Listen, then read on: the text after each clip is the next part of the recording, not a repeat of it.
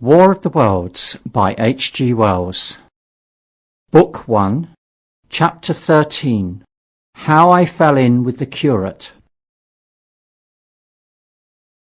After getting this sudden lesson in the power of terrestrial weapons, the Martians retreated to their original position on Horsell Common, and in their haste, and encumbered with the debris of their smashed companion, they no doubt overlooked many such a stray and negligible victim as myself. Had they left their comrade and pushed on forthwith, there was nothing at that time between them and London but batteries of 12-pounder guns, and they would certainly have reached the capital in advance of the tidings of their approach, as sudden, dreadful, and destructive their advent would have been as the earthquake that destroyed Lisbon a century ago. But they were in no hurry. Cylinder followed cylinder on its interplanetary flight. Every 24 hours brought them reinforcement. And meanwhile, the military and naval authorities, now fully alive to the tremendous power of their antagonists, worked with furious energy. Every minute a fresh gun came into position until before twilight every copse, every row of suburban villas on the hilly slopes about Kingston and Richmond masked an expectant black muzzle. And through the charred and desolate area, perhaps 20 square miles altogether, that encircled the Martian encampment on Horsell Common, through charred and ruined villages among the green trees, through the blackened and smoking arcades that had been but a day ago pine spinneys, crawled the devoted scouts with the heliographs that were presently to warn the gunners of the Martian approach. But the Martians now understood our command of artillery and the danger of human proximity, and not a man ventured within a mile of either cylinder, save at the price of his life. It would seem that these giants spent the earlier part of the afternoon in going to and fro, transferring everything from the second and third cylinders, the second in Addlestone Golf Links and the third at Pireford, to their original pit on Horsell Common. Over that, above the blackened heather and ruined buildings that stretch far and wide, stood one as sentinel, while the rest abandoned their vast fighting machines and descended into the pit. They were hard at work. They were hard at work there far into the night, and the towering pillar of dense green smoke that rose therefrom could be seen from the hills about Merrow, and even, it is said, from Banstead and Epsom Downs. And while the Martians behind me were thus preparing for the next sally, and in front of me humanity gathered for the battle, I made my way with infinite pains and labour from the fire and smoke of burning Weybridge towards London.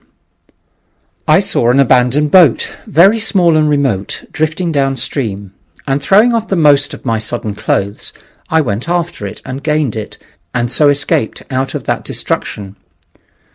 There were no oars in the boat, but I contrived to paddle, as well as my parboard hands would allow, down the river towards Halliford and Walton, going very tediously and continually looking behind me, as you may well understand.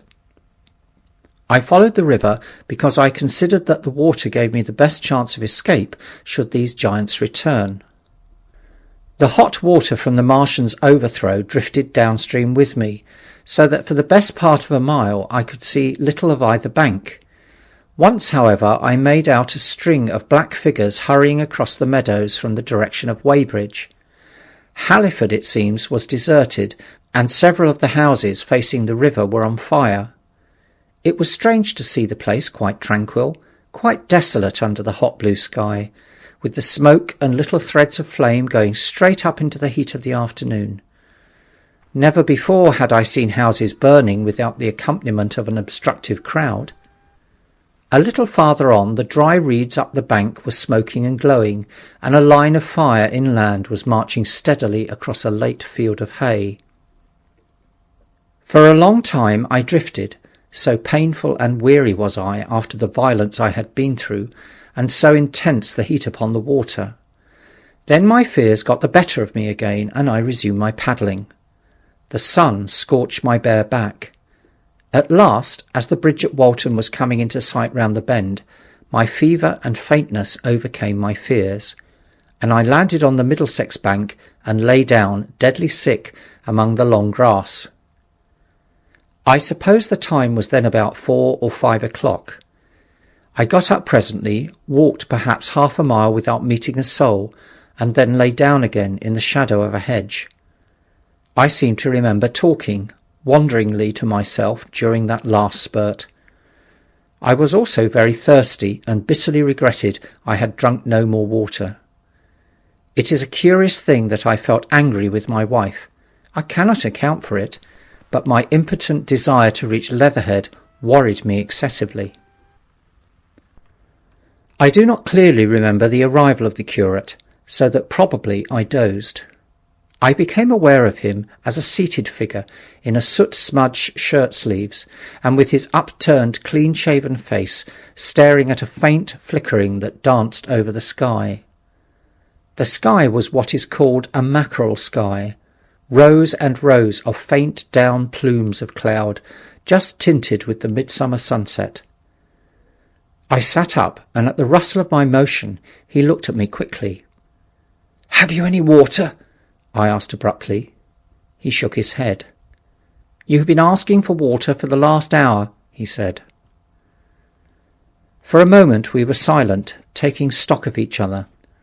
I dare say he found me a strange enough figure, naked, save for my water-soaked trousers and socks, scalded, and my face and shoulders blackened by the smoke. His face was a fair weakness, his chin retreated, and his hair lay in crisp, almost flaxen curls on his low forehead. His eyes were rather large, pale blue, and blankly staring. He spoke abruptly, looking vacantly away from me. "What does this mean?" he said. "What do these things mean?" I stared at him and made no answer. He extended a thin white hand and spoke in almost a complaining tone. "Why are these things permitted? What sins have we done? The morning service was over. I was walking through the roads to clear my brain for the afternoon, and then fire, earthquake, death. As if it was Sodom and Gomorrah. All our work all done, all the work. What are these Martians?" "What are we?" I answered, clearing my throat. He gripped his knees and turned to look at me again. For half a minute, perhaps, he stared silently. "I was walking through the roads to clear my brain," he said, "and suddenly, fire, earthquake, death." He relapsed into silence, with his chin now sunken almost to his knees. Presently he began waving his hand. "All the work, all the Sunday schools, what have we done? What has Weybridge done? Everything gone, everything destroyed. The church, we rebuilt it only 3 years ago, gone, swept out of existence. Why?" Another pause, and he broke out again like one demented. "The smoke of her burning goeth up for ever and ever," he shouted. His eyes flamed, and he pointed a lean finger in the direction of Weybridge. By this time I was beginning to take his measure. The tremendous tragedy in which he had been involved, it was evident he was a fugitive from Weybridge, had driven him to the very verge of his reason. "Are we far from Sunbury?" I said in a matter-of-fact tone. "What are we to do?" he asked. "Are these creatures everywhere? Has the earth been given over to them?" "Are we far from Sunbury?" "Only this morning I officiated at early celebration. Things have changed," I said quietly. "You must keep your head. There is still hope." "Hope?" "Yes, plentiful hope for all this destruction." I began to explain my view of our position. He listened at first, but as I went on the interest dawning in his eyes gave place to their former stare, and his regard wandered from me. "This must be the beginning of the end," he said, interrupting me. "The end! The great and terrible day of the Lord, when men shall hide upon the mountains, and the rocks fall upon them, and hide them from the face of him that sitteth upon the throne." I began to understand the position. I ceased my laboured reasoning, struggled to my feet, and standing over him laid my hand on his shoulders. "Be a man," I said. "You are scared out of your wits. What good is religion if it collapses under calamity? Think of what earthquakes and floods, wars and volcanoes have done before to men. Did you think God had exempted Weybridge? He is not an insurance agent." For a time he sat in blank silence. "But how can we escape?" he asked suddenly. "They are invulnerable. They are pitiless." "Neither the one nor perhaps the other," I answered. "And the mightier they are, the more sane and wary should we be. One of them was killed yonder not 3 hours ago." "Killed?" he said, staring about him. "How can God's ministers be killed?" "I saw it happen," I proceeded to tell him. "We have chanced to come in for the thick of it," said I, "and that is all." "What is that flicker in the sky?" he asked abruptly. I told him it was the heliograph signalling, that it was the sign of human help and effort in the sky. "We are in the midst of it," I said, "quiet as it is. That flicker in the sky tells of the gathering storm. Yonder, I take it, are the Martians, and Londonward, where those hills rise about Richmond and Kingston, and the trees give cover, earthworks are being thrown up and guns are being placed. Presently the Martians will be coming this way again." And even as I spoke, he sprang to his feet and stopped me by a gesture. "Listen," he said. From beyond the low hills across the water came the dull resonance of distant guns, and a remote, weird crying. Then everything was still. A cockchafer came droning over the hedge and past us. High in the west, the crescent moon hung faint and pale above the smoke of Weybridge and Shepperton and the hot, still splendour of the sunset.